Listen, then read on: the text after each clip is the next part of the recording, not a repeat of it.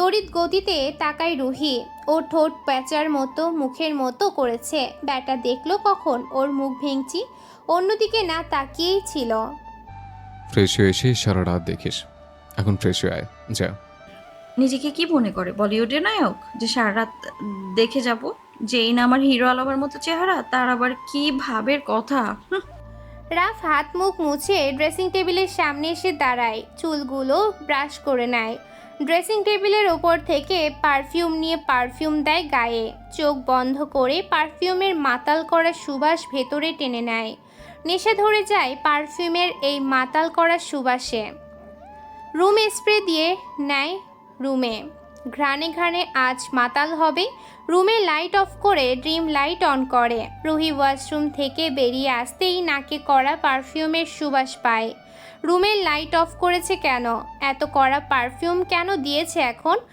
Rough এগিয়ে গিয়ে ডোরের কাছ থেকে রুহিকে টেনে নিয়ে আসে। ড্রেসিং টেবিলের সামনে দাঁড় করিয়ে টাওয়াল দিয়ে হাত মুখ মুছিয়ে দেয়। রাফের গা থেকে পারফিউমের সুবাস ভেসে আসছে। নেশা ধরে যাচ্ছে এই সুবাসে। ড্রেসিং টেবিলের ওপর থেকে একটা পারফিউম হাতে তুলে নেয় রাফ। রুহি কিছু বুঝে ওঠার আগেই ওর ঘাড়ে গায়ে পারফিউম স্প্রে করে দেয়। এই পারফিউমের ঘ্রাণ ভারী মিষ্টি। দুটো আলাদা আলাদা পারফিউমের ঘ্রাণ মিলে মিশে অসাধারণ এক সুবাস তৈরি করেছে। পারফিউমটা ড্রেসিং টেবিলের ওপর রেখে এক হাতে রুহির কোমর জড়িয়ে ধরে রাফ। দুজনেই মুখোমুখি দাঁড়িয়ে। দুজনের মাঝে দূরত্ব নেই চুল পরিমাণ। একজনের দৃষ্টি অন্যজনের দৃষ্টিতে স্থির। আশ্চর্যজনকভাবে রাফকে এখন ভয় লাগছে না রুহির। মুখ দিয়ে কিছু বলবে তাও বলতে পারছে না। কেমন যেন ঘোরের মধ্যে চলে গেছে। শুধু এক দৃষ্টিতে তাকিয়ে আছে রাফের দিকে। রাফ একটু ঝুঁকে রুহির ঠোঁটে আলতোভাবে ঠোঁট ছোঁয়ায় কেঁপে ওঠে রুহি, তবে মুখে কিছু বলে না। রাফের দিক থেকে চোখও সরায় না। রাফ মুচকি হাসে, ঘোর লাগা কণ্ঠে ডাকে, ছোট্ট পাখি। রুহি শোনে, তবে সারা শব্দ করে না। হারিয়ে গেলে নাকি পাখি? হুম আছিস? হুম নেশা করেছিস পাখি? হুম রাফ গা ঝাঁকিয়ে হেসে ওঠে। ওর ছোট্ট পাখি নিজেকে হারিয়ে ফেলেছে ওর মাঝে। রুহির চোখে চোখ রেখে ধীরে ধীরে আগায় রুহির গোলাপি আভায় রাঙানো নরম ওষ্ঠ জোড়ার দিকে। নিজের ওষ্ঠজোড়া দিয়ে বন্দি করে নেয় রুহির ওষ্ঠদয়। রুহি নিজের অজান্তেই জড়িয়ে ধরে রাফকে। বেশ বেলা করে ঘুম ভাঙে রুহির। রাফের জন্য রাতে ঘুমাতে পারেনি। শেষ রাতের দিকে শাওয়ার নেওয়ার পর ঘুমিয়েছিল। নড়াচড়া করতেই বুঝতে পারে রাফের শক্ত বাহু বন্ধনে আবদ্ধ হয়ে রয়েছে। চোখ মেলে তাকিয়ে রাফের উন্মুক্ত বুক ছাড়া কিছুই দেখতে পায় না। ফর্সা শক্তপোক্ত মুখটা মুখের সামনে রয়েছে। গা থেকে ভেসে আসছে পুরুষালী ঘ্রাণ, সাথে রাতের পারফিউমের সুবাস। পারফিউমের সুবাস অনেকটা কমে গেছে। শাওয়ার জেল দিয়ে শাওয়ার নেওয়ার পর হৃদস্পন্দন বেড়ে যায়, বুকের ভেতর শব্দ হতে শুরু করে। রাতের ঘটনা স্মরণ হতেই লজ্জায় লাল হয়ে ওঠে গাল দুটো। মশরামশরি করে রাফের মুখের দিকে দেখার চেষ্টা করে মুখ তুলে তাকিয়ে দেখতে না পেয়ে বাহু বন্ধন থেকে মুক্ত হওয়ার চেষ্টা করে। রুহির নড়াচড়ায় রাফের ঘুম হালকা হয়ে আসে। ঘুম জড়ানো গলায় বলে, পাখি নড়ছিস কেন এত? নিজে ঘুমা, আমাকে ঘুমোতে দে। তোর জন্য রাতে ঘুমোতে পারিনি। চোখ দুটো বড় বড় করে রুহি। কি ঠাডা পড়া মিথ্যা কথা বলে। নিজে ওকে ঘুমাতে দেয়নি, এখন বলছে রুহির জন্য নাকি ঘুমাতে পারেনি। ছাড়ো আমায়। রাফ চোখ মেলে রুহির দিকে তাকায়। কয়েকবার চোখ ঝাপটা দিয়ে আবারও তাকায়। কেন? নিজের লোহার মতো শক্ত হাত পা দিয়ে এভাবে পেঁচিয়ে ধরে রেখেছো কেন আমাকে? পুরো শরীর ব্যথা করছে, ছাড়ো এখন। রাফ ছেড়ে দেয় রুহিকে। রুহির শোয়া থেকে ওঠার আগে রাফ রুহির দুই পাশে হাত রেখে ভর করে, তারপর রুহির উপর ঝুঁকে আসে। এমন করতে দেখে দুই চোখ খিচে বন্ধ করে নেয় রুহি। ওর চোখে মুখে আছড়ে পড়েছে রাফের গরম শ্বাস। হার্টবিট বেড়ে গেছে বহু গুণে। বুকের ভেতর শব্দ হচ্ছে। রাফ স্পষ্ট শুনতে পাচ্ছে সেই শব্দ। রাফের সারা শব্দ না পেয়ে চোখ মেলে তাকায় রুহি। দেখে রাফ এখনও আগের মতোই ওর ওপরে ঝুঁকে রয়েছে, হাতে ভর করে। রুহিকে তাকাতে দেখে মুচকি হেসে ব্রু নাচায় রাফ। তারপর রুহিকে লজ্জায় ফেলতে বলে, রাতের ঘটনা মনে আছে তোর? কি কি মনে নেই? কি মনে থাকবে? রাফ আফসোসের সুরে বলে, তুই রাতে কত বড় সর্বনাশ করেছিস আমার, ভুলে গেলে এত তাড়াতাড়ি? আমি আবার কি করলাম? রাফ সোজা হয়ে বসে, রুহিকেও টেনে তুলে বসায়। ঘুরে ফিরে নিজের ফর্সা পিঠ, ঘাড় আর বুকের দিকটা দেখিয়ে বলে, দেখ কি করেছিস তুই। 31 বছর ধরে সযত্নে আগলে রাখা আমার ভার্জিনিটি তুই এক রাতেই কেড়ে নিয়েছিস। এখন আমি এই সমাজে আমার গা দেখাবো কি করে? রিঙ্কি পিঙ্কির সামনে যাবো কিভাবে আমি? ওরা আমাকে দেখলে কি ভাববে? আমার মা নিজের সব শেষ এক রাতে। এই সমাজে গা দেখানোর কোনো ওয়ে রাখিস না তুই। হাঁ করে তাকিয়ে রাফের সবগুলো কথা শুনল রুহি। এই ব্যাটা উগান্ডার গন্ডার তো ভারী ড্রামা কিং দেখা যায়। সব কিছু নিজে করে এখন দোষ সব ওর উপর চাপিয়ে দিচ্ছে। রুহি রাফের কাছ থেকে দূরে সরে আসে কিছুটা। এই ব্যাটার মতলবের ঠিক নেই। দেখা গেল রাতের মতো টেনে নিয়ে চেপে ধরলো আবার। রাফ কিছু সময় রুহির মুখের দিকে তাকিয়ে থেকে বলে, তোর গাল দুটো এমন কেন হয়েছে? রুহি ফট করে দুই গালে দুই হাত রাখে। গালে আবার কি হলো? কি হয়েছে গালে? গাল দুটো এমন চিকন হয়েছে কেন? আর তুই এমন শুকনো পাট খড়ি কেন? যেখানে ছুঁই সেখানে হাড্ডি। আগে না নাদুস নুদুস গোল বলেছিলি? গাল দুটো রসগোল্লার মতো ফোলা ফোলা গোল গোল ছিল। আগে হাসলে গালের টোল পরে দুটোতে বড় বড় গর্ত হতো, এখন হয় না। আমি কবে নাদুস নুদুস গোলুমলু ছিলাম? রাফ একটু এগিয়ে আসে রুহির দিকে। রুহি বেডের সাথে ঠেকে যায় পেছাতে পেছাতে। রাফ রুহির গাল দুটো ছুঁয়ে দিয়ে বলে, তুই যখন ছোট ছিলি তখন তো আমি বাড়িতে ছিলাম। পড়াশোনার পর যতটুকু সময় পেতাম তোকে রাহাকি করে নিয়ে বসে থাকতাম, কারণ আমার জন্য তো খেলাধুলা করা নিষেধ ছিল।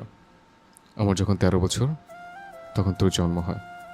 তুই একটু একটু করে বড় হতে থাকিস, আর তোর প্রতি আমার মায়া ভালোবাসার টান জন্মাতে থাকে। যদিও এখন তোর প্রতি আমার যে অনুভূতি তখনই অনুভূতি ছিল না। তখন তুই শুধুমাত্র আমার কাজিন ছিলে। আমি 10 মিনিট সময় পেলেও তোকে করে নিতাম, তোর সাথে কথা বলতাম, তোকে হাসানোর চেষ্টা করতাম। আমার সাথে সাথে তুই যখন হাসতে তোর গোল গোল গাল দুটো আরও ফুলে ফেপে গোল হয়ে উঠত।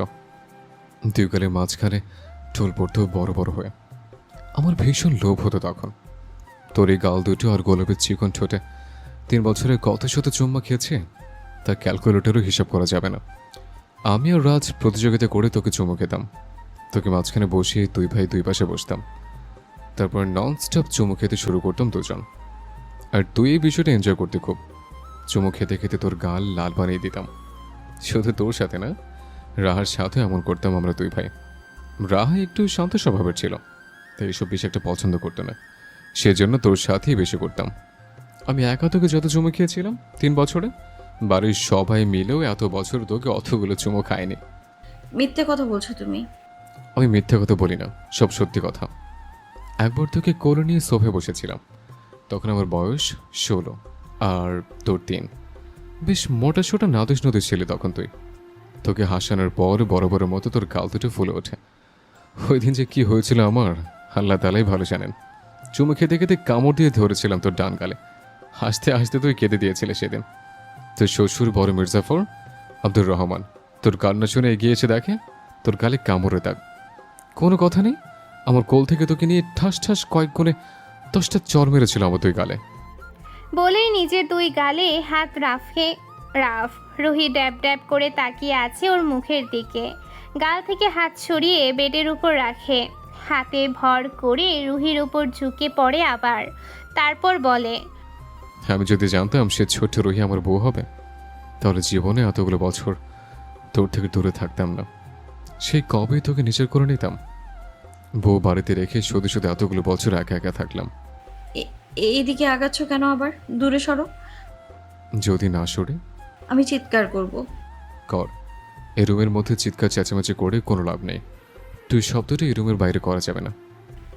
আমাকে এখানে আটকে রেখেছো কেন? আমি বাড়ি যাব, এখানে দম বন্ধ হয়ে আসে আমার। বাড়ি রেখে আসো আমায়।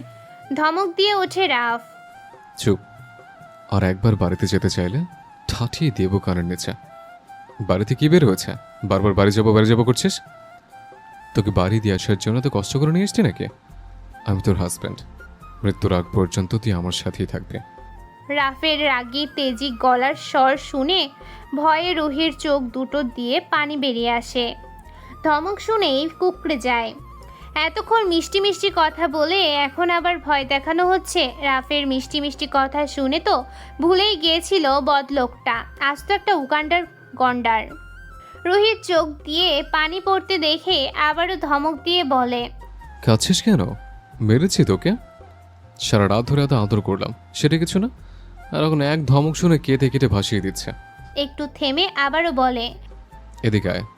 আসে না রুহি, আগের জায়গা থেকে নড়েও না। পুনরায় ধমক দিয়ে ওঠে রাফ। আসতে বলছি না, এদিকে আয়। ভয়ে কেঁপে ওঠে। একটু এগিয়ে আসে রুহি। দুজনের মাঝেই কিঞ্চিত দূরত্ব।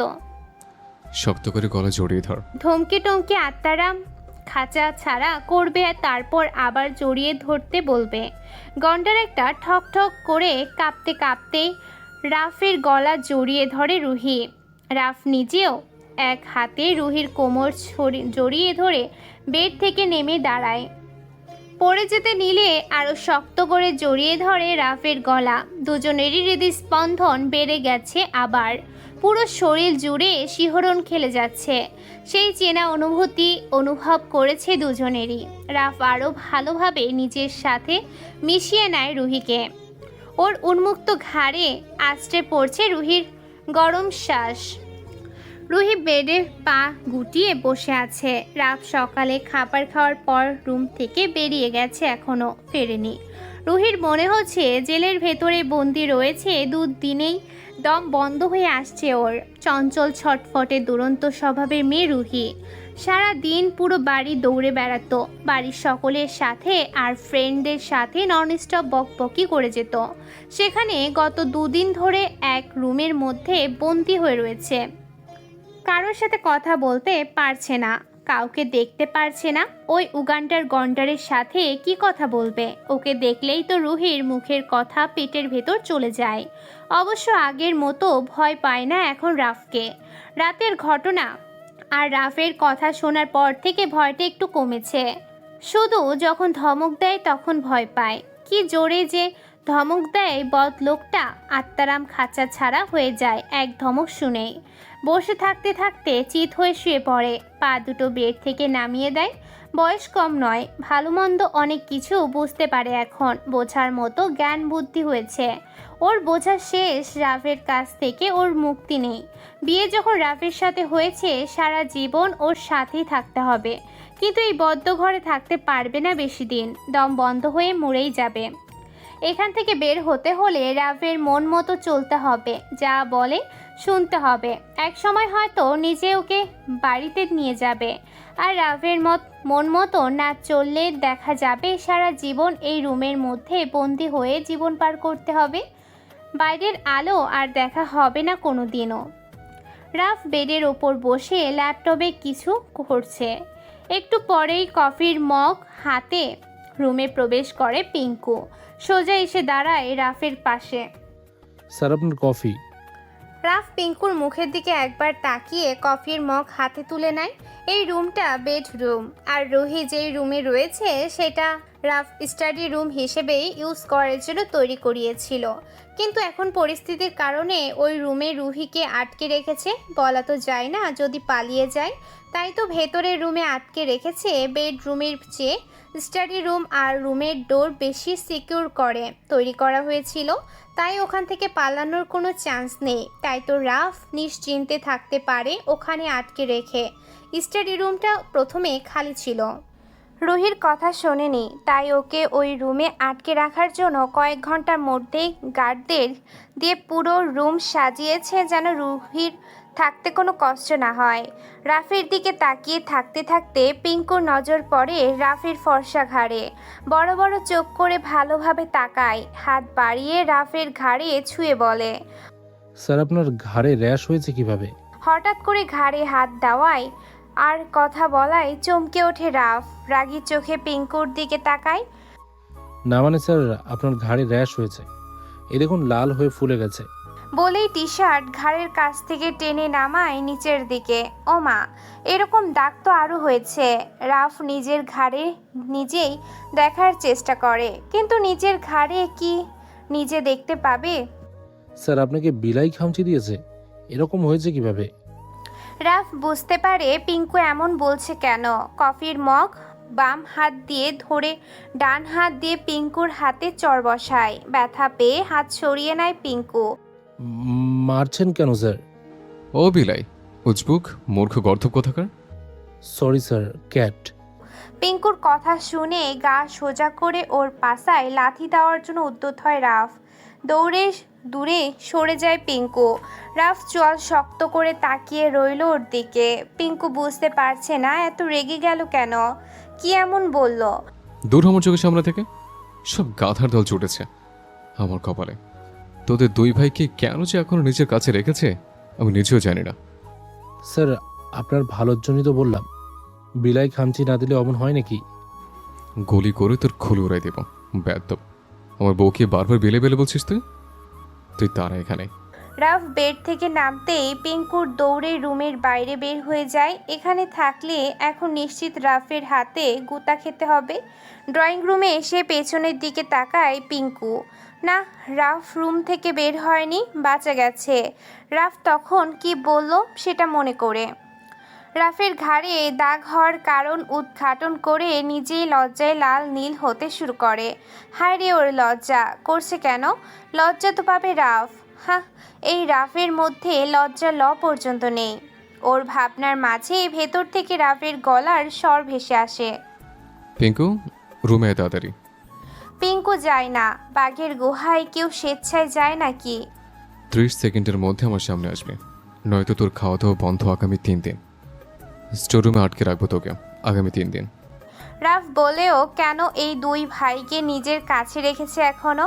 আর ওরা দুই ভাই মাঝে মধ্যে ভাবে ওরা এখনো কেন রাফের সাথে রয়েছে। ইচ্ছে না থাকা সত্ত্বেও জানটা হাতে নিয়ে রাফের সামনে এসে দাঁড়ায়। স্যার। যা, নীল কাটার নিয়ে আয়। কোথায় স্যার? আমার মাথার উপর। পিঙ্কুর মুখটা চুপসে ছোট হয়ে যায়। গাধা কোথাকার। কোথায় আছে জানলে তোকে নিয়ে আসতে বলবো কেন? নিজেও তো নিয়ে নিতাম। এখানে নেই, কোথায় আছে খুঁজে নিয়ে আয়। স্যার আমার কাছেও নেই, নেইল কাটার তো নিয়ে আসেনি। যেখানে আছে সেখান থেকে নিয়ে আয়। মার্কেট থেকে নিয়ে আসতে হবে। কি হয়েছে? যা, নিয়ে আয়। ডোরের দিকে এগিয়ে যায় পিঙ্কু। ডোরের কাছ থেকে ফিরে এসে আবারও দাঁড়ায় রাফের সামনে। পিঙ্কু প্যান্টের পকেটে হাত দিয়ে পকেটে দুটো বের করে নিয়ে আসে, যার অর্থ আমার কাছে টাকা নেই। কোটি টাকার মালিক হয়ে খালি পকেটে ঘুরতে লজ্জা করে না তোর? স্যার টাকা তো সুইজারল্যান্ডে, বাংলাদেশের টাকা নেই আমার কাছে। রিঙ্কু কোথায়? জানি না স্যার। আলমারিতে টাকা আছে, যা প্রয়োজন নিয়ে যা। পিঙ্কু যায় না। আগের মতোই দাঁড়িয়ে থাকে রাফ। জেগে ওর দিকে তাকিয়ে বলে, আবার কি হয়েছে ভাই? তাকিয়ে থেকে আমার চেহারা কি দেখছিস? যা না। পিঙ্কু আলমারি থেকে টাকার একটা বান্ডেল বের করে নিয়ে রুম থেকে বেরিয়ে যায়। বেলা 12টা নাগাদ রুহিকে আটকে রাখা রুমে ফিরে আসে রাফ। রুহি রুমে নেই, ওয়াশরুমে গিয়েছে বোধ হয়। রাফ পা তুলে বসে বেডের ওপর, হাতের মুঠোয় থাকা নতুন চকচকে ধারালো নেইল কাটারটার দিকে তাকায়। রাতের শাওয়ার নেওয়ার সময় ঘাড়ে আর পিঠে জ্বলছিল অনেক। কিছু সময় পর ওয়াশরুম থেকে বেরিয়ে আসে রুহি। হাত মুখ ভেজা, চুলগুলো এলোমেলো। টাওয়েল দিয়ে হাত মুখ মুছতেই রাফ ওকে কাছে ডাকে। এগিয়ে আসে রুহি। পা তুলে বসে সামনে। বাহ, এত সুন্দর সম্বোধন আর মিষ্টি গলার সুর, দারুণ তো। রাফের কথা মতন পা তুলে বসে রুহি। হাত দেখি তোমার। ডান হাত দেখায় রুহি। হাতের উপর পিঠ। হাত উল্টে দেখায় রুহি। বড় বড় সাদা সাদা নখ। বাম হাত। বাম হাতও দেখায় রুহি। দুই হাতেই বড় বড় নখ রেখেছে, একদম অরিজিনাল নখ। এই নখ দিয়ে রাতে ওকে খামচেছে। ইচ্ছে করেই বোধহয় খামচিগুলো দিয়েছিল প্রতিশোধ নেওয়ার জন্য, তাই হবে। রুহির ডান হাতটা নিজের বাম হাতে দিয়ে ধরে রাফ নখ কাটার জন্য উদ্যত হতেই টান দিয়ে হাত সরিয়ে নেয় রুহি। পিছিয়ে যায় দুই হাতের মতন। কি করছো এসব? নখ কাটবো, এদিকে আসো। হাতে নখ হাতে বড় বড় কেন? রুহি কিছু বলে না, রাফের দিকে আগায়ও না। রাফ নিজে এগিয়ে যায় রুহির কাছে, রুহি পিছিয়ে যায় আবার। রাফ আবার রুহির হাত ধরে বলে, এমন করছো কেন? আমি নখ কাটবো না। কেন? এত কষ্ট করে এত বড় করেছি, কাটার জন্য নাকি? রাফ ডাক্তারি ভাষায় বড় বড় নখ রাখার অপকারিতা বলে কয়েক মিনিট ধরে। বড় বড় নখ রাখলে কি কি সমস্যায় ভুগতে হয় সেসবও বলে। রুহি সব শোনে চুপচাপ। রাফ আবারও নখ কাটার জন্য উদ্যত হতেই রুহি আবার হাত সরিয়ে নিয়ে পেছনে লুকিয়ে রাখে। যত যাই হোক, আমি নখ কাটবো না। কেন কাটবে না? প্রত্যেক রাতে যেন আমার বুকে, ঘাড়ে আর পিঠে লাঙল চাষ করতে পারো সেজন্য? নখ বড় রাখলে গুনাহ হয়। আসছে হাদিস শোনাতে। মাথায় বন্দুক ঠেকিয়ে গান পয়েন্টে রেখে জোর করে বিয়ে করলে গুনাহ হয় না? হাতে নেইল কাটার পাশে রেখে রুহিকে টেনে নিজের কোলের ওপর বসাই জোর করে। জড়িয়ে ধরে রুহির ঘাড়ে থুতনি ঠেকায়। কেঁপে ওঠে রুহি। হাত পায়ের সবগুলো লোম খাড়া হয়ে গেছে। ঘাড়ে থুতনি ঠেকিয়ে রেখে রাফ বলে, আমি গান পয়েন্টে রেখে জোর করে বিয়ে করতে চেয়েছি নাকি? আমি ওর 5 জন মানুষের মতো স্বাভাবিকভাবেই বিয়ে করতে চেয়েছিলাম, কিন্তু তোমার মির্জাফর বাপ চাচা আমার সাথে মির্জাফরগিরি করেছে। আমাকে বাধ্য করেছো এভাবে বিয়ে করতে। এখানে আমার কোনো দোষ নেই, সব দোষ তোমার মির্জাফর বাপ আর চাচার। কথায় কথায় মির্জাফর মির্জাফর বলো কেন? কি হয়েছে? মির্জাফরগিরি করেছে আমার সাথে, বিশ্বাসঘাতকতা করেছে। আমাকে কথা দিয়েই কথা রাখেনি। 1 বছর আগে তোমার মির্জাফর বাপ চাচা আর দাদার কাছে যখন তোমাকে বিয়ে করার প্রস্তাব দিলাম, তখন তারা আমাকে কথা দিয়েছিল, ওয়াদা করেছিল 3 বছর পর তোমাকে আমার হাতে তুলে দেবে। কিন্তু 1 বছর পরেই নিজেদের ওয়াদা ভঙ্গ করে তোমাকে অন্য জায়গায় বিয়ে দিচ্ছিল। সেখানে ওইভাবে বিয়ে করাটা আমার ভুল ছিল? তুমি 1 বছর আগে আমায় বিয়ে করতে চেয়েছিলে? হ্যাঁ। কেন? আহ বুঝতে না পারার মতো ছোট নও তুমি। তোমার মুখ থেকে শুনি। 12 বছর পর তোমাকে দেখে প্রথম দেখে মুগ্ধ হয়ে পড়েছিলাম তোমার প্রেমে। আমি চেয়েছিলাম তোমার দিক থেকে মন ফিরিয়ে নেওয়ার জন্য, কিন্তু পারিনি।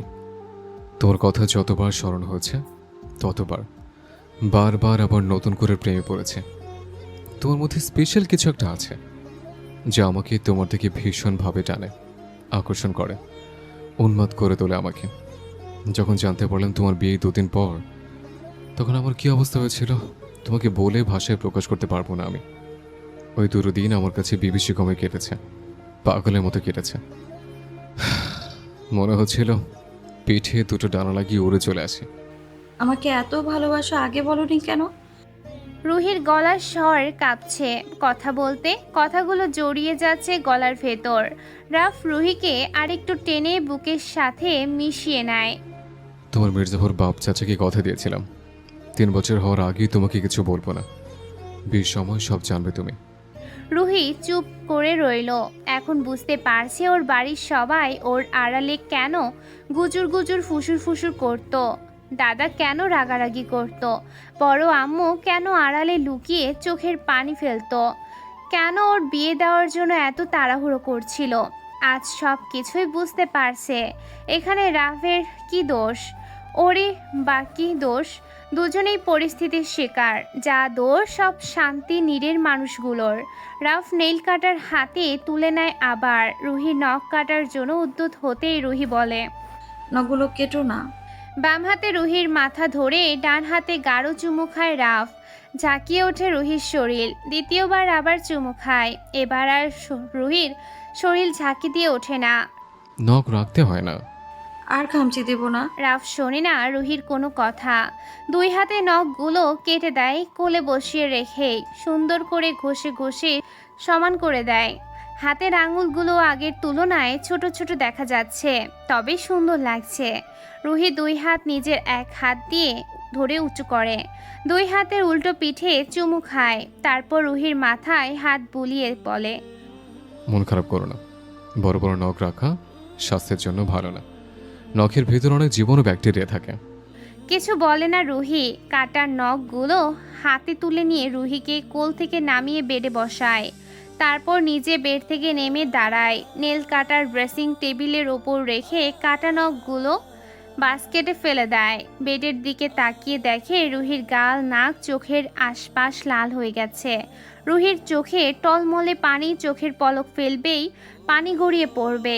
আবার এসে বেডে বসে রাফ রুহির মুখ দুই হাতে আগলে ধরে বলে, নখ কেটেছে বলে এভাবে কাটতে হয়? রুহি দুদিকে মাথা নাড়ায়। নখ কাটার জন্য কাছো না? রুহি আবার দুদিকে মাথা নাড়ায়। নখ কাটার জন্য কাটছে না। কি হচ্ছে তাহলে? রুহি বলে না কিছু। রাফ কিছু সময় রুহির দিকে তাকিয়ে থেকে বলে, তোমার মুখ তো পুরো গোলাপি হয়ে গেছে। দেখে তো আমার লোভ লাগছে ভীষণ, ইচ্ছে করছে। রাফ কিছু সময় রুহির মুখের দিকে তাকিয়ে থেকে বলে না বাকি কথাগুলো। রুহি তাকিয়ে আছে রাফের মুখের দিকে। এখন মোটেও রাফকে আগের মতো লাগছে না, ভয়ও করছে না ওকে দেখে, বরং তাকিয়ে দেখতে ইচ্ছে করছে। দুজনেই তাকিয়ে আছে একে অপরের মুখের দিকে। রাফ রুহির মুখ থেকে হাত সরিয়ে নেয়, বেডের উপর হাতে ভর করে রুহির দিকে তাকায়। টপাটপ কয়েকটা চুমু খায় রুহির গালে, কপালে, দুই চোখে আর ওষ্ঠ জড়ায়। তারপর রুহির চোখে চোখ রেখে যায়। गुलाबी आंखें जो तेरी देखी शराबी ये दिल हो गया।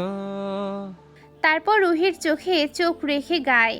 এতটুকু গিয়ে রুহির উপরে আরও একটু ঝুঁকে পড়ে। পেছন দিকে ঝুঁকতে গিয়ে চিত হয়ে পড়ে যায় রুহি। রাফর দুই দিকে দুই হাত রেখে উপরে উঠে আসে হাতে ভর করে। মুখ রুহির মুখের কাছাকাছি এগিয়ে নিয়ে আবার গায়, संभालो मुझको ओ मेरे यारो संभालना मुश्किल हो गया। রুহি তাকিয়ে থাকা দেখে ওর উপর থেকে সরে সোজা হয়ে বসে রাফ। বুকের বাঁ পাশে হাত চেপে বলে ওঠে, हाँ लुट गया मान के दिल क्या कहा मैं कहीं का न रहा ओ मेरे ओ दिलरुबा बुरा ये जादू। বলেই ঠাস করে বেডে চিত হয়ে পড়ে যায় পেছন দিকে। লাফিয়ে শোয়া থেকে উঠে বসে রুহি। চমকে উঠেছে এভাবে পড়ে যাওয়ায়। রুহিকে উঠতে বসে দেখে একটানে ওকে বুকের উপর তুলে নেয় রাফ। জড়িয়ে ধরে রেখে মৃদু স্বরে বলে, এভাবে তাকালে তো আমি মরে যাব ছোট্ট পাখি। রুহির সামনে খাবারের প্লেট এগিয়ে দেয় রাফ। প্লেট ভর্তি খাবার দেখে একবার রাফের মুখের দিকে তাকায়, আবার প্লেটের দিকে তাকায়। এত খাবার কিভাবে খাবে? রাক্ষস নাকি ও? 3 বেলার খাবার এক বেলায় দিয়ে দিয়েছে। খাচ্ছ না কেন? এত খাবার কিভাবে খাবো? অর্ধেক কমিয়ে দাও। পুরোটাই খেতে হবে। শরীরে তো মাংস বলতে কিছুই নেই, যা আছে তা শুধু কয়েকটা হাড্ডি। হাড্ডিগুলো বোধহয় অপুষ্টিতে ভোগে। আমার যে শরীর দেখছো, আমার এই শরীরের নিচে পড়ে তোমার অপুষ্টিতে ভোগে হাড্ডিগুলো চিরে চ্যাপটা হয়ে যাবে। চাপা দিয়েছিলে তো গত রাতে, চিড়ে চ্যাপটা হয়নি তো। বিড়বিড় করে বলে কথাগুলো রাফ শুনতে না পেলেও রুহি ঠোঁট নড়ানো দেখে বুঝতে পারে রুহি কি বলল। রাফ একটু ঝুঁকে আসে রুহির মুখের দিকে, তারপর আস্তে আস্তে বলে, চিরে চ্যাপটার মতো কিছু করেছিলাম কি? তো হবে কিভাবে? রুহি রাফের মুখের দিক থেকে চোখ সরিয়ে প্লেটের দিকে তাকায়। কথা না বাড়িয়ে খাওয়া শুরু করে। রাফ নিজেও আর কথা বাড়ায় না। খাবার খাওয়া শেষ করে খালি প্লেট বাটি নিয়ে রুম থেকে বেরিয়ে যায় রাফ। রুহি চিত হয়ে শুয়ে পড়ে। বেশি খাবার খেয়ে ফেলেছে আজ। চোখ বন্ধ করতেই মায়ের কথা মনে পড়ে। কি করছে ওর মা? ওর কথা ভেবে কি কান্না করে? মিস করে ওকে। বাড়ির সবাই কেমন আছে? কান্না করতে না চাইলেও চোখের কোনা বেয়ে পানি গড়িয়ে পড়তে শুরু করে। মায়ের সাথে কথা বলতে পারলেও ভালো লাগতো। রাফ রুমে ফিরে আসে। বেডের দিকে তাকিয়ে রুহিকে শুয়ে থাকতে দেখে সোজা ওয়াশরুমে প্রবেশ করে। ফ্রেশ হয়ে এসে বড় লাইট অফ করে নাইট ল্যাম্প অন করে বেডে আসে। বেডে উল্টো হয়ে শুয়ে থাকা রুহিকে টেনে নিজের দিকে ফেরায়। শুনতে পাই রুহির ফোপানোর শব্দ। কাঁদছে কেন? উতলা হয় রাফ। ব্যাকুল স্বরে জানতে চায়, কি হয়েছে? রুহি বলতে পারে না, শব্দ করে কেঁদে ওঠে। রুহি, কি হয়েছে? কোথায় কষ্ট হচ্ছে? তবুও রুহি বলে না কিছু। রাফ দ্রুত রুহির চোখের পানি মুছে দেয়। রুহির গালে হাত রেখে বলে, কি হয়েছে বলো আমাকে। হেসকি তুলে বলে, আম্মুর কথা মনে পড়ছে। আম্মুর সাথে কথা বলবো, আম্মুর কাছে যাব। বুঝতে পারছো একা থাকার যন্ত্রণা? তবুও তো তোমার সাথে আমি আছি। আমার সাথে তো কেউ ছিল না। ঘুমাও, তাহলে কষ্ট কমে যাবে। আমি কিছু জানি না তুমি কিভাবে আনবে। তুমি আমাকে এনে দেবে এটা আমি জানি। 2 দিনের মধ্যে পেপারস চাই আমার। এখন এই পেপারসের জন্য বুড়ো বয়সের ছেলে আর ছেলের বউয়ের রুমে ঢুকে চুরি করব আমি? হ্যাঁ, তাই করবে। বাপের মতো পাগল হচ্ছিস নাকি?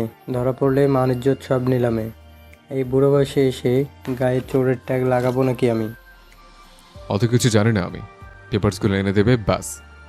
দেখো রাফ, এটা সম্ভব না। ওদের আলমারির চাবি কোথায় রেখেছে আমি কিভাবে জানবো? খুঁজতে গিয়ে ধরা পড়লে শেষ। আচ্ছা, রাখছি আমি। তুমি চেষ্টা করো পেপারসগুলো হাতানোর। ইনশাল্লাহ। যাবে চুরি করতে, সেখানে আল্লাহর নাম। এখন আল্লাহ তালাই একমাত্র ভরসা। দুনিয়ার আর কাউকে বিশ্বাস নেই। এই বয়সে এসে নিজের নাতির জন্য কিনা শেষ পর্যন্ত চুরি করতে হবে, তাও নিজের বাড়িতে, নিজের ছেলের রুমে। সবই কপাল। অপর পাশ থেকে রাফ মুচকি হাসে দাদার কথা শুনে। কথা শেষ করে লাইন বিচ্ছিন্ন করে। পেরিয়ে গেছে 1 মাস। রুহির আচরণে পরিবর্তন এসেছে অনেক। নিশ্চুপ হয়ে গেছে এখন। আবার হঠাৎ হঠাৎ ভীষণ পাগলামি করে। বাড়িতে যাওয়ার জন্য রাফের পা জড়িয়ে ধরে কান্নাকাটি করে। বারবার বলে রাফকে ছেড়ে যাবে না, রাফ যেন ওর সাথেই বাড়িতে ফিরে যায়। কিন্তু রুহির কোনো কথাই কানে তোলে না রাফ। রুহি কেঁদে কেটে এও বলে ওকে যেন ওর মায়ের সাথে ফোনে কথা বলতে দেয়, তাও দেয় না রাফ। ও এখন কোনো রিস্ক নিতে চায় না। ফোনে কথা বলতে গেলে বাড়ির সবাই ওর নাম্বার পেয়ে যাবে, তারপর নাম্বার ট্র্যাক করে ওর লোকেশন জেনে যাবে আর রুহিকে ওর কাছ থেকে কেড়ে নেবে। একটা বার শুধু রুহিকে সুইজারল্যান্ডে নিয়ে যেতে পারলেই, সুইজারল্যান্ডে নিয়ে গেলে কেউ আর ওর কাছ থেকে রুহিকে কেড়ে নিতে পারবে না। তখন সকলের সাথে কথা বলবে, সমস্যা নেই। রুহির পাসপোর্ট, ভিসা, টিকিটের জন্য রুহির বার্থ সার্টিফিকেট, বাবা মায়ের ন্যাশনাল আইডি কার্ডের ফটোকপি সহ আরও কিছু পেপারস প্রয়োজন। সব কিছু থাকলে এতদিনে কবে রুহিকে নিয়ে উড়ে চলে যেত। বাধ্য হয়ে দাদার সাথে যোগাযোগ করেছে, তাকে দিয়েই রুহির পেপারস হাতে পেতে চাইছে। দাদা যদি পেপারস না পায় তাহলে শেষে রাফ নিজেই যাবে বাড়িতে। সিদ্ধান্ত নেয় কিভাবে পেপারস নিতে হবে ওর জানা আছে ভালো করে। রুহিকে মারার ভয় দেখিয়ে বিয়ে করেছিল, প্রয়োজনে দ্বিতীয়বার আবার মারার ভয় দেখিয়ে পেপারস নেবে। একটু না হয় কসরত করবে, সমস্যা কোথায়? এখন মাঝরাত, রুহি ঘুমিয়ে গেছে অনেক আগেই। রুহিকে রুমে রেখে রাফ ছাদে এসে বসে আছে।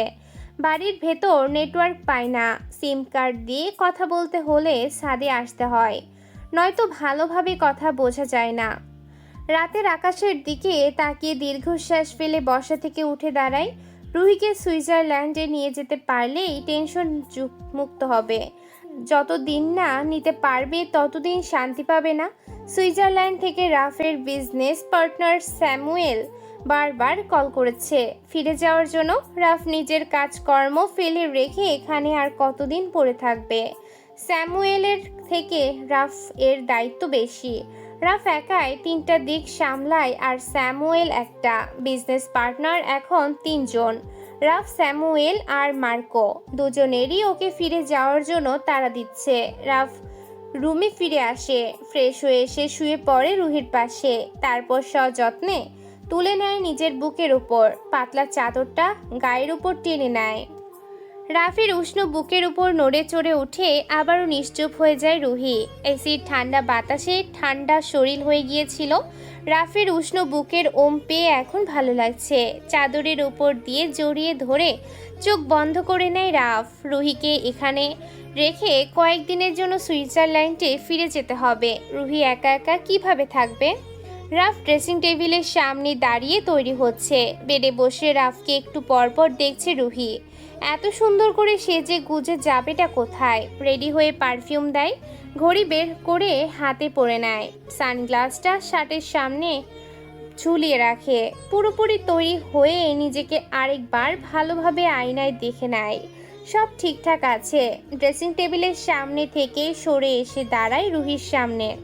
রুহি রাফের দিক থেকে চোখ সরিয়ে অন্য দিকে তাকায়। তার চোখে মুখে অমাবস্যার অন্ধকার। রাফ রুহির গালে হাত রেখে নিচের দিকে ফেরায় জোর করে। রাফের দিকে না তাকিয়ে নিচের দিকে তাকিয়ে থাকে রুহি। রাফ জোর করে ধরে আবার মুখ উঁচু করে ধরে নিচের মুখের দিকে। রুহি একবার তাকিয়ে দৃষ্টি সরিয়ে নেয়। মুখ এমন করে ডাকলে এত দূরে গিয়ে আমি কিভাবে থাকবো? শান্তি পাবো মনে? একটু তো হাসো পাখি। রাফের কথা শুনে ওর মুখের দিকে তাকায় রুহি। কোথায় যাবে তুমি? 1 সপ্তাহের জন্য সুইজারল্যান্ড। লাফিয়ে বসা থেকে উঠে দাঁড়ায় রুহি। তাহলে আমি? তুমি এখানে থাকবে।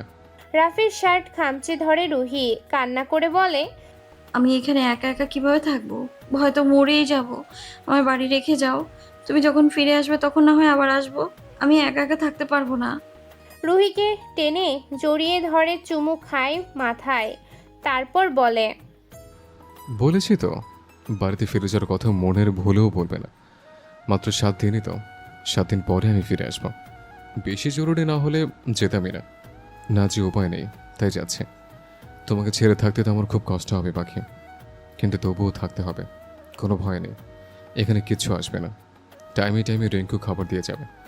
যা যা প্রয়োজন হয়, খেতে ইচ্ছে করে রিঙ্কুকে বলবে, ও এনে দেবে। সময় মতো খাবার খাবে তুমি, নিজের যত্ন নেবে। রুহি মুখ তুলে রাফের মুখের দিকে তাকায়, কান্না মিশ্রিত গলায় বলে, তুমি এমন কেন করছো? আমি একা, ভয় পাই তো থাকতে। ভয় নেই, এখানে কিছুই নেই তো। তোমাকে সাথে নিয়ে ফিরতে চেয়েছিলাম, কিন্তু হলো না কিছুই। রুহি রাফকে ছেড়ে ওর পা দুটো জড়িয়ে ধরে বসে পড়ে ফ্লোরে। রাফ হাঁ করে রুহির দিকে তাকিয়ে রইল। আলতোভাবে জড়িয়ে ধরেছিল আর হাতের ফাঁক দিয়ে এভাবে গলে গেল। তাড়াহুড়ো করে নিচু হয়ে রুহিকে তোলার চেষ্টা করে। রুহি শক্ত করে জড়িয়ে ধরে আছে, কান্না করতে করতে বলে, আমি আম্মুর কাছে যাব। এখানে আমার দম বন্ধ হয়ে আছে। আমার ভেতরে যন্ত্রণা, ভীষণ যন্ত্রণা হয়, কষ্ট হয়। এভাবে থাকতে থাকতে মরে যাব আমি। তুমি যতদিন ফিরে না আসো ততদিন বাড়ি থাকবো আমি। তুমি ফিরে আসলে আবার তোমার কাছে ফিরে আসবো। আমি তোমায় ছেড়ে যাব না। বিশ্বাস করো আমার কথা, আমি ছেড়ে যাব না তোমায়। তুমি ছেড়ে না গেলেও ওরা চিনিয়ে নেবে তোমাকে। তুমি আব্দুর রহমানকে চেনো না। তুমি একবার ওই বাড়িতে ফিরে গেলে আমাকে কষ্ট দিতে, অশান্তিতে রাখতে, যা যা করা দরকার সবই করবে সে। এই দুনিয়ায় তোমার চেয়ে আপন আর আমার কেউ নেই। জব থেকে তোমার প্রেমে পড়েছে, তোমাকে ভালোবেসেছে, তোমার মায়ে জড়িয়েছে। সেদিন থেকে একটু ভালো থাকার, সুখে থাকার স্বপ্ন দেখেছে। তোমাকে নিয়ে সুন্দর একটা সংসার করার স্বপ্ন দেখেছে। তোমাকে নিয়ে ভবিষ্যৎ সাজিয়েছে কল্পনায়। তার আমার কাছ থেকে তোমাকে কেড়ে নেওয়ার চেষ্টা করেছে একবার, আবারও করবে, বারবার করবে। সকলে সবাই থাকলেও আমার তো শুধু তুমি আছো। এখন আমার সব কিছুতেই তোমার বিচরণ। তোমাকে ছাড়া আমি নিঃস্ব। আর অল্প কিছুদিন কষ্ট করো, তারপর পৃথিবীর সব সুখ আমি তোমাকে এনে দেব। মুক্ত বাতাসে তুমি উড়বে পাখি, শুধু সময়ের অপেক্ষা। এটুকু কষ্ট করো অন্তত আমার জন্য। কথা শেষ করে রুহিকে টেনে দাঁড় করায় রাফ। রুহির চোখের পানি মুছে দেয় হাতের সাহায্যে। বুকে জড়িয়ে ধরে বলে, তোমার জায়গার নিচে নয়, বুকের এখানে। আর কোনোদিন কখনো পা ছবে না তুমি। আমি তোমাকে সারা জীবন এখানে আগলে রাখবো। তোমার বাস সবসময় এখানেই। রুহি কিছু বলে না, শুধু কেঁদেই যায়। এতদিন কেউ না থাকলেও রাফ তো ছিল, এখন রাফও চলে যাবে 1 সপ্তাহের জন্য। একা একা কিভাবে থাকবে এতগুলো দিন? 2 হাতে শক্ত করে রাফের শার্ট খামচে ধরে কাঁদতে কাঁদতেই বলে, আমি একা একা থাকতে পারবো না। রুহিকে বুক থেকে তুলে মুখ আগলে ধরে রাফ রুহির কপালের সাথে কপাল ঠেকায় নিজের। তারপর বলে, ভয় পাওয়ার কিছু নেই, 7 দিন চোখের পলকে পার হয়ে যাবে। রাফের হাতের উপর হাত রাখে রুহি। রাফের চোখে চোখ রেখে বলে, 7 দিন 7 বছরের মতো লাগবে একা একা থাকলে। তুমি তো জানো আমি একা থাকতে ভয় পাই। আমায় এখানে একা একা বন্দি করে রেখে যাবে তুমি? আমাকে এই রুমের বাইরে রেখে যাও। ফিরে এসে রুম থেকে বের করবো তোমাকে। ততদিন একটু কষ্ট করে থাকো। ঝরঝর করে রুহির চোখ থেকে পানি গড়িয়ে পড়ে আবার। রাফ ওকে আবারও জড়িয়ে ধরে। রুহির মাথাটা বুকের চেপে ধরে বলে, এভাবে কাঁদলে আমি কিভাবে যাব? কান্না বন্ধ করো। রুহির কান্না বন্ধ হয় না, বরং আরও বেড়ে যায়। রাফ অনেক কিছু বলে রুহির কান্না বন্ধ করার জন্য। কাঁদতে কাঁদতে একসময় রুহিকে বেড়ে বসায়। তারপর পানির গ্লাস হাতে নিয়ে পানি খাওয়ায়। পানি খাওয়া হলে গ্লাসটা আগের জায়গায় রেখে দেয়। পুনরায় জড়িয়ে ধরে ঝুঁকে চুমু খায় মাথায়। কান্নাকাটি করবে না, সময় মতো খাবার খাবে, ঘুমাবে। গল্পের বই আছে, শেষে পরে সময় পার করবে। জীবনে সবাই সব কিছু পায় না, যা চায় সেসবও হয় না। কিছু চাওয়া কিছু পাওয়া সবসময় অপূর্ণ থাকে। আমার সব অপূর্ণতার মাঝে তুমি এক বিশাল পূর্ণতা। কোনো কিছু বিনিময়ে তোমাকে হারাতে চাই না আমি। তোমার সব চাওয়া পাওয়া পূরণ করার সর্বোচ্চ চেষ্টা করবো আমি, শুধু একটা চাওয়া বাদে। সেটা হলো শান্তি নিতে ফিরে যাওয়া। তোমার এই চাওয়াটা কোনো দিন পূরণ করবো না আমি। আমি যেটা পূরণ করতে পারবো না সেটা দ্বিতীয়বার আর চাইবে না তুমি। একটু থেমে আবার বলে, দেরি হয়ে যাচ্ছে আমার, খুব শীঘ্রই আবার আমাদের দেখা হবে পাখি। আসছি, ভালো থেকো আর নিজের যত্ন নিও। যাওয়ার আগে শেষবার রুহির মুখ আগলে ধরে পুরো মুখে চুমু খায়, বারবার খায় আবার খায়। ছেড়ে যেতে ইচ্ছে করছে না, রেখে যেতে হচ্ছে, ভাবতে বুকের ভেতর যন্ত্রণা হচ্ছে, কঠিন পাথর হৃদয়ে কষ্ট অনুভব হচ্ছে। আসলেই কি ওর হৃদয় কঠিন পাথর? কঠিন পাথর হৃদয়ের মানুষ কি কাউকে এভাবে পাগলের মতো ভালোবাসতে পারে? কখনোই পারে না। ওর হৃদয় মোটেও কঠিন পাথর নয়। মানুষ ভাবে এমন, কিন্তু ও এমন নয়। রুহিকে ছেড়ে ডোরের দিকে এগিয়ে যায়। ডোর খোলার পর একবার পিছন ফিরে রুহির দিকে তাকায়। রুহির বিষণ্ণ ফোলা ফোলা চোখ মুখ দেখে রুমের বাহিরে বেরিয়ে ডোর বাইরে থেকে লক করে দেয়। রাফকে যতক্ষণ দেখা গেল ততক্ষণ রুহি তাকিয়েছিল। রাফ চলে যেতেই চোখ দুটো আবারও পানিতে টুইটুম্বুর হয়ে যায়। কান্নার বেগ বাড়ে, শব্দ করে কেঁদে ওঠে আবার।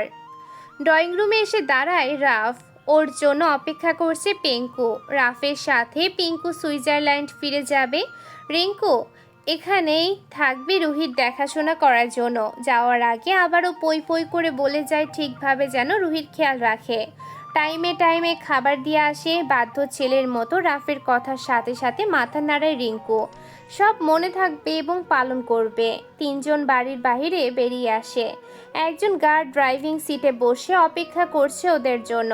রাফ এর পিঙ্কু পেছনে উঠে বসে। গার্ড কার স্টার্ট দিয়ে বাড়ির বাইরে বেরিয়ে যায়। রিঙ্কু দাঁড়িয়ে দাঁড়িয়ে দেখে ওদের চলে যাওয়া। ওরও মন খারাপ। হেলে দুলে বাড়ির ভেতর প্রবেশ করে। ড্রয়িং রুমে এসে ঠাস করে সোফায় বসে পড়ে।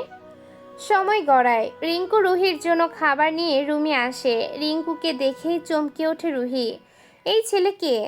আজকের আগে তো কখনো দেখেনি। পরে মুহূর্তেই মনে পড়ে রাফ বলেছিল রিঙ্কু নামের কেউ আসবে ওকে খাবার দেওয়ার জন্য। এইটাই হয়তো রিঙ্কু। ওর বিয়ের দিন এই ছেলেটা উপস্থিত ছিল, তবে মুখে মাস্ক থাকায় চেহারা দেখেনি। রিঙ্কু খাবারের ট্রে সেন্টার টেবিলের ওপর রাখে, তারপর সোজা হয়ে দাঁড়ায় রুহির সামনে। মাথা নিচু করে দৃষ্টি ফ্লোরের দিকে স্থির রেখে বলে, ম্যাম, খাবার খেয়ে নিন। রুহি ছোট ছোট চোখ করে রিঙ্কুকে আগা গোড়া পরখ করে নেয়। বেশ ভদ্র সভ্য ছেলে তো, মালিকের মতো গর্জন করার স্বভাব নেই। রুহি খাবারের দিকে তাকিয়ে আবারও রিঙ্কুর মুখের দিকে তাকায়। পরে খাবো। এখনই খেয়ে নিন, আপনার খাওয়ার সময় হয়ে গেছে। পরে খেয়ে নিব। এখনই খেয়ে নিন ম্যাম, না হলে স্যার আমার দর থেকে মাথা আলাদা করে দেবে। এমন কেন করবে? বেশি কথা বলা নিষেধ, আপনি খেয়ে নিন প্লিজ। রিঙ্কুর কথা শুনে আর কিছু বলে না রুহি। বেড থেকে নেমে ওয়াশরুমে প্রবেশ করে। হাত ধুয়ে এসে পা তুলে বেডে বসে খাবারের ট্রে নিয়ে। আপনিও খান। ধন্যবাদ ম্যাম, আমি পরে খাবো। রুহি আর কথা বাড়ায় না, প্লেটে খাবার বাড়তে শুরু করে। রাফের কথা মনে পড়ে। এখানে আসার পর থেকে প্রত্যেক বেলা খাবার খাওয়ার সময় রাফ খাবার বেড়ে দিত ওকে। জোর করে এটা সেটা প্লেটে তুলে দিত। প্রায় সময় জোর করে নিজের হাতে খাইয়ে দিত। কিন্তু আজকে রাফ কোথায়? অজানা কারণে চোখ দুটো টলমল করে ওঠে। বাম হাতের উল্টো পিঠ দিয়ে চোখ মুছে খেতে শুরু করে। কয়েক লোকমা খাওয়ার পর আর খেতে ইচ্ছে করে না। সামনে থেকে প্লেট সরিয়ে হাত ধুতে গেলে রিঙ্কু বাধা দেয়। হাজারটা ইমোশনাল কথা বলে খাবার অর্ধেকের বেশি খাওয়ায়। রুহি খাবার না খেলে রাফ ওকে মেরে ফেলবে, কারণ রুহিকে খাওয়ানোর দায়িত্ব ওর ওপর। এখন ও যদি নিজের দায়িত্ব যথাযথভাবে পালন না করে তাহলে খতম, টাটা বাই বাই। বেচারার দুঃখী দুঃখী চেহারা আর ইমোশনাল কথা শুনে জোর করে খায় রুহি। প্লেট বাটি গুছিয়ে নিয়ে রুম থেকে বেরিয়ে যায় রিঙ্কু। রুহি আর বেড থেকে নামে না, বসা থেকেই শুয়ে পড়ে বেডে লম্বা হয়ে। কাঁদতে কাঁদতে মাথা ভার হয়ে গেছে। এখন খাবার খাওয়ার কারণে ও ঘুমও পাচ্ছে। ব্ল্যাঙ্কেট মুড়ি দিয়ে চোখ বন্ধ করে নেয়। অসম্ভব রকমের খালি খালি লাগছে নিজেকে। বড় কিছু নেই ওর পাশে। নেই তো রাফ নেই আজ ওর পাশে। ঘুম ঘুম চোখেও ঘুম আসছে না আজ। ভীষণভাবে রাফের কথা মনে পড়ছে এখন। রাফের সাথে বিয়ে হওয়ার পর থেকে প্রত্যেকটা রাতে রাফের বুকে মুখ গুজে ঘুমিয়েছে। রাফ ওকে বুকে আগলে নিয়ে মাথায় পিঠে হাত বুলিয়ে দিয়েছে। সেসব এখন অভ্যেস হয়ে গেছে। রাফের বুক ছাড়া ঘুম আসছে না আজ। আর রাফ মাথায় হাত বুলিয়ে দিচ্ছে না। এত বেশি রাফ এর কথা মনে পড়েছে যে রুহি নিজে অবাক। রাফকে ভালোবেসে ফেলেছে। আশ্চর্য, কখন ভালোবাসলো? আজ বাড়ির কারো কথা মনে পড়ছে না। রাফের কথায় বারবার মনে পড়ছে। রাফের বুকে মুখ গুজতে ইচ্ছে করছে। রাফের চওড়া বুকের ওমে ঘুমোতে ইচ্ছে করছে। আজ রাফ নেই। মনে হচ্ছে অনেক দামি কিছু নেই। আজ রাফের শূন্যতায় রুহি নিজেই শূন্য। রাফ সুইজারল্যান্ডে নিজের বাড়িতে এসে পৌঁছায়। গার্ড গিয়ে এয়ারপোর্ট থেকে নিয়ে এসেছে ওদের দুজনকে। রাফের পিঙ্কুর বাড়ির ভেতর প্রবেশ করে। রাফ সোজা ওর রুমে চলে আসে। পেছন পেছন পিঙ্কু এসে রাফের ব্যাগটা স্টাডি টেবিলের উপর রেখে নিজের রুমে চলে যায়। লং জার্নিতে বেচারা নেতিয়ে গেছে। এখন রুমে গিয়ে ফ্রেশ হয়েই চিত পটাং হয়ে শুয়ে পড়বে। রাফ ব্যাগ খুলে ল্যাপটপ বের করে আগে ল্যাপটপ হাতে নিয়ে সোফায় বসে। রুহিকে আটকে রাখা রুমের ক্যামেরার অ্যাক্সেস আছে রাফের ল্যাপটপ আর ফোনে। রুহিকে মাঝে মধ্যে একা একা রুমে রেখে বের হতে হয় রাফকে। তখন রাফ ভয়ে ভয়ে থাকে যে রাগের বশে রুহি নিজের সাথে যদি উল্টাপাল্টা কিছু করে, যদি নিজের ক্ষতি করার চেষ্টা করে। তাই সব সময় যেন রুহির উপর নজর রাখতে পারে সেজন্য রুমে ক্যামেরা লাগিয়েছে একদিন পরে। অবশ্য রুহি জানে না রুমে ক্যামেরা লাগানো আছে। রাফ রুমে না থাকলেও সে সব সময় রুমের লাইভ ফুটেজ দেখতে শুরু করে। রুহি এলোমেলো হয়ে বেডে শুয়ে আছে। চার হাত পা চারদিকে ছড়ানো। মাথাটা বেড থেকে একটু নিচের দিকে ঝুলে আছে। চুলগুলো ফ্লোর ছুঁই ছুঁই হয়ে আছে। রুহি তাকিয়ে আছে সিলিংয়ের দিকে। কি ভাবছে কে জানে। রাফ কিছু সময় এক দৃষ্টিতে তাকিয়ে দেখে ওর ইচ্ছে করছে ল্যাপটপের ভেতর হাত ঢুকিয়ে রুহিকে নিজের কাছে নিয়ে আসতে। রাফ রিঙ্কুর ফোনে কল করে। রিঙ্কু তখন চিত হয়ে সোফায় শুয়ে আছে। বেচারার একা একা ভালো লাগছে না। ঝগড়া করার জন্য পিঙ্কু নেই, বকা দেওয়ার জন্য স্যার নেই। সব কিছু কেমন পানসে পানসে লাগছে ওর কাছে। আজকে প্রথম ওর এমন বোরিং ফিল হচ্ছে। হঠাৎ ফোনের রিংটোন বেজে ওঠায় বুকের ওপর থেকে ফোনটা তুলে ফোনের স্ক্রিনে তাকায়। রাফ কল করেছে। রাফের নাম দেখে শোয়া থেকে লাফিয়ে উঠে বসে। তাড়াহুড়ো করে কল রিসিভ করে কানে ধরে। স্যার ভালো আছেন? ঠিকঠাকভাবে পৌঁছেছেন? কোনো কষ্ট হয়নি তো? আমি ভালো আছি। তুই তোর মুখ বন্ধ কর, গর্ধব কোথাকার। কল করার সাথে সাথে ভাষণ শুরু করে দেয়, ইডিয়েট কোথাকার। রিঙ্কুর মুখটা চুপসে যায়। ভালো কথাই তো জিজ্ঞেস করলো, শুধু শুধু বকা দেয়। ফোন নিয়ে রুহির কাছে যা। যাচ্ছি স্যার। সোফা ছেড়ে উঠে দ্রুত এগিয়ে যায় রাফের বেডরুমের দিকে। রুমের ডোর খুলে বেডরুমে প্রবেশ করে। কয়েক কদম এগিয়ে গিয়ে স্টাডি রুমের ডোর খোলে। গলা খাকারি দিয়ে মাথা নিচু করে ভেতরে প্রবেশ করে। রিঙ্কুর গলার স্বর শুনে শোয়া থেকে উঠে বসেছে রুহি। রিঙ্কু ভেতর থেকে ডোর লক করে রুহির সামনে এসে দাঁড়ায়। ফোনটা এগিয়ে দিয়ে বলে, স্যার কথা বলবে আপনার সাথে। কোন স্যার? আদনান স্যার। রুহি হাত বাড়িয়ে ফোন হাতে তুলে নেয়। রিঙ্কু একটু সরে দাঁড়ায়। কল কেটে ভিডিও কল করে রাফ। ফোন মুখের সামনে ধরতে স্ক্রিনে ভেসে ওঠে রাফের ক্লান্ত মলিন চেহারা।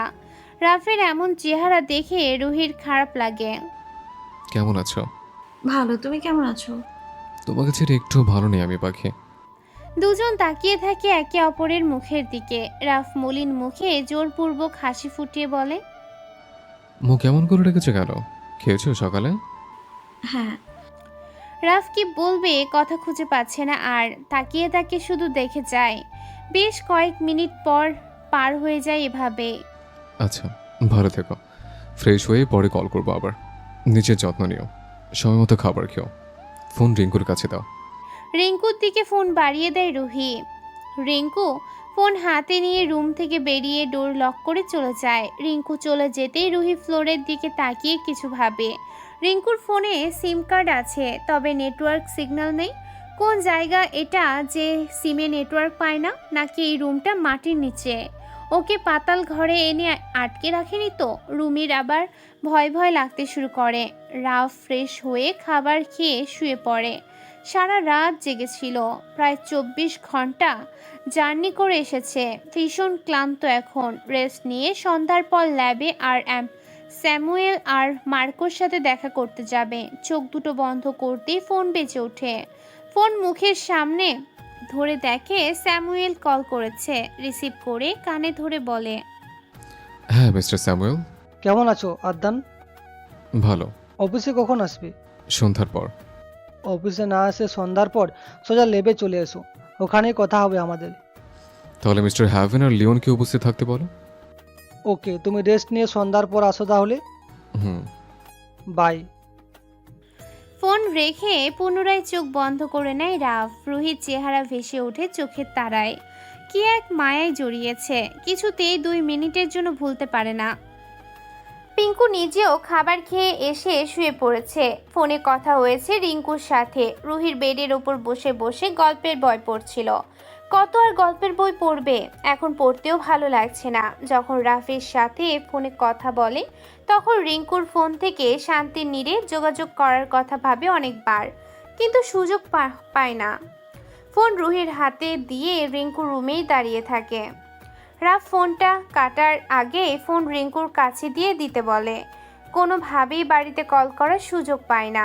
এক একটা যেন শিয়াল পণ্ডিত, বুদ্ধির অভাব নেই। বইটা বেডের ওপর রেখে চুপচাপ বসে থাকে কিছু সময়।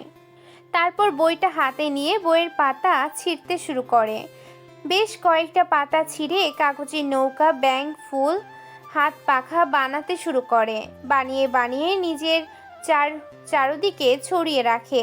আরও পাতা ছিঁড়ে আরও বানায়। রাফ অফিসে নিজের কেবিনে বসে ল্যাপটপে রুহিকেই দেখছিল। রুহিকে ছোট বাচ্চাদের মতো বইয়ের পাতা ছিঁড়ে এসব বানাতে দেখে আপনা আপনি মুখের হাসি ফুটে ওঠে। রুহি তখন গভীর ঘুমে মগ্ন। ঘুমের ডোর খুলে ভেতরে প্রবেশ করে রাফ। ডোর লক করে ধীর পায়ে এগিয়ে আসে রুহির কাছে। রুহি জানে না আজ রাফ আসবে। আরও একদিন পর আসার কথা ছিল ওর। কাজ শেষ হয়েছে, তাই আজকেই চলে এসেছে। রুহির কাছে না গিয়ে আলমারি থেকে টাওয়াল নিয়ে আগে ওয়াশরুমে প্রবেশ করে। অল্প সময়ের মধ্যে শাওয়ার নিয়ে ফ্রেশ হয়ে বেরিয়ে আসে। আলমারি থেকে 3/4 প্যান্ট বের করে পরে নেয়। ভেজা চুলগুলো টাওয়েল দিয়ে ভালোভাবে মুছে নিয়ে বেডের দিকে এগিয়ে যায়। এসির রিমোট হাতে নিয়ে তাপমাত্রা কমিয়ে দেয়। বড় লাইট অফ করে ডিম লাইট অন করে। তারপর বেডে উঠে বসে। ঝুঁকে যায় রুহির উপর। এলোমেলো চুলে হাত বুলিয়ে চিৎ করে শোয়ায়। আর একটু ঝুঁকে কপালে চুমু খায়। রাফের ঠান্ডা ঠোঁট আর হাতের ছোঁয়া পেয়ে নড়ে চড়ে ওঠে রুহি। গালের ঠোঁটে কপালে আরও চুমু খায়। এবার রুহি চোখ মেলে তাকায়। নিজের মুখের ওপর কাউকে ঝুঁকে থাকতে দেখে ভয়ে চিৎকার করে সরে যায়। রাফ তাড়াহুড়ো করে রুহির দিকে এগিয়ে গিয়ে ওকে ধরে বলে, ভয় পাচ্ছ কেন? এটা আমি। ভালোভাবে তাকিয়ে দেখো। না, এটা তুমি না, তুমি ভূত। সরো আমার কাছ থেকে, আমি মরতে চাই না এক্ষুনি। ভূত কোত্থেকে আসবে? রুহি, এটা আমি। ভালোভাবে তাকিয়ে দেখো একবার। না, এটা তুমি না, তুমি ভূত। ভাইয়ের রূপ ধরে এসেছো আমার কাছে। আমার ঘাড় মোটকে দিও না প্লিজ। রাফ রুহিকে টেনে আনে বুকের মাঝে।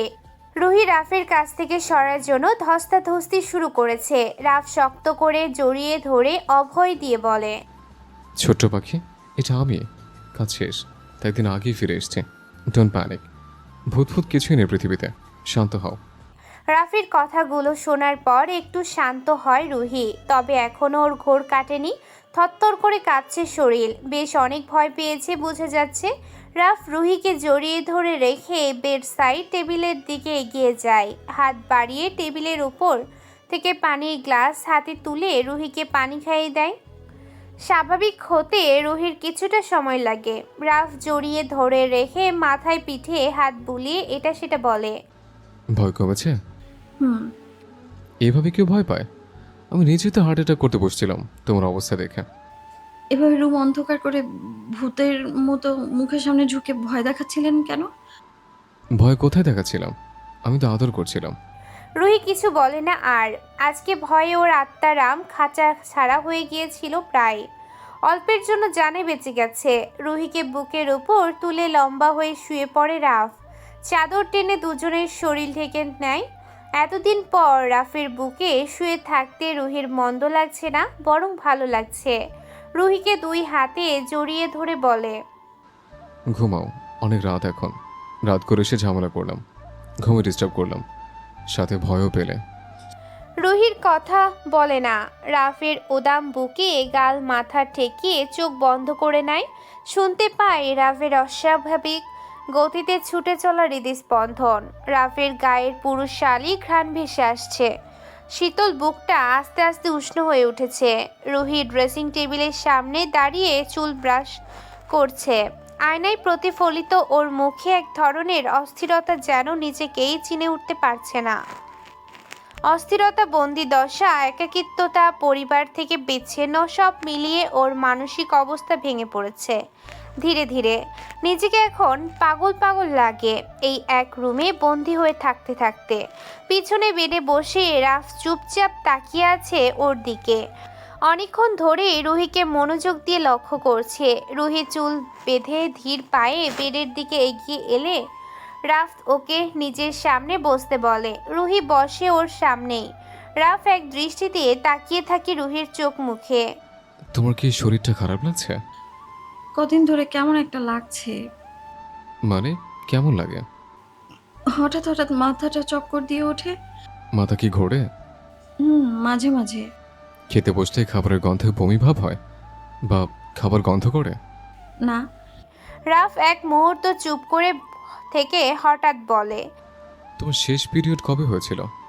প্রশ্নটা শুনে রুহি থমকে যায়। বুঝতে না পেরে ফ্যাল করে তাকিয়ে রইল রাফের মুখের দিকে।